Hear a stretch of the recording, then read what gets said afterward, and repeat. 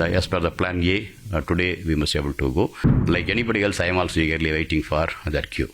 After discovery of water on the moon for Chandrayaan-3, the world was trying to look the moon differently. I think so far so good. So far so good, and because it is more like as I repeatedly tell, it's more like nominally people used to see the countdown once the PSLV or GSLV on the launch pad that day, and it starts 36 hours, 48 hours, or 24 hours depending upon the mission configuration.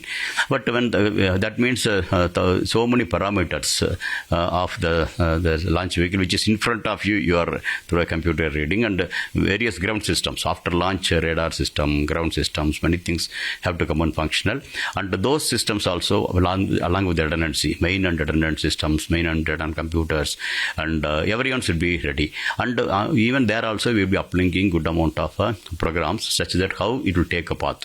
Okay, if it's a polar orbit or a geosynchronous orbit or the navigational satellites or the planetary mission is a different path. So that also could have been programmed. So that program uplink would have happened there, and then try to read whether the program uplinks are in a place, and that too many of the parameters like for example Luna 25 whatever happened, they doubt about a possibility of the firing for the last leg. The firing is happened few seconds more than what they expected. Okay, that translated into the mission failure. So that basically that means there is some memory, something could have got disturbed. So that could have probably could have created a problem. So such things should not happen for us. And so for that, so we normally will keep 3 memory locations, vital parameters. So any one of them, all the 3 are normally supposed to be okay. If any one of them gets upset, single event upset, something like that, they will tell. So then majority voting of the other 2 will do. So similarly like that. Many intricacies are there in the onboard program.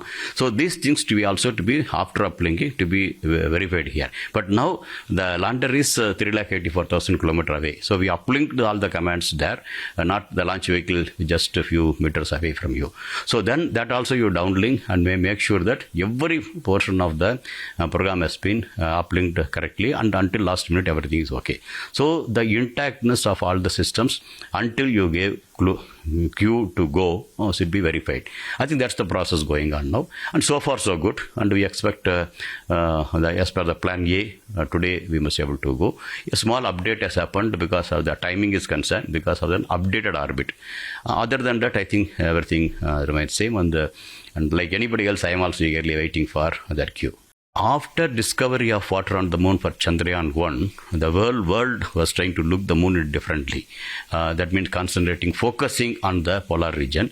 So that way, some of the follow-on missions confirmed whatever we have seen is perfect. And now variation nations, including USA, Russia, China, Japan, European countries are very ambitiously trying to do bigger missions. For example, Apollo supposed to be a bigger missions, the spending and energy point of view in those era. But now even beating Apollo Artemis is coming. Lunar resources coming from Russia. China also ambitiously placed. So like that many things happen. For that seed has happened by our Chandrayaan mission.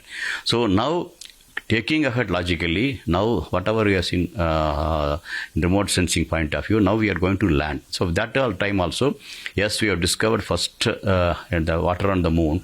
Our Chandrayaan-1 is the first. Similarly, Chandrayaan-3 is going to make history of the first system to softly land on the lunar polar region. Actually, in fact, our presence already there in the South Pole with the tricolor flag, along with the moon impact probe. Chandrayaan-1 itself made our presence, but that time it was a impacted probe as planned. But now I think we are going to softly land, and that will enable logical extension, what to do in the place. Something you have to do in a robotic mission, something you have to put a man in the moon back. So everything calls for a soft landing. So that way, the soft landing will help us, will enable us to be in the lead in the back to the moon campaigns are concerned. So that way, I think India can keep its edge technically for the follow-on missions.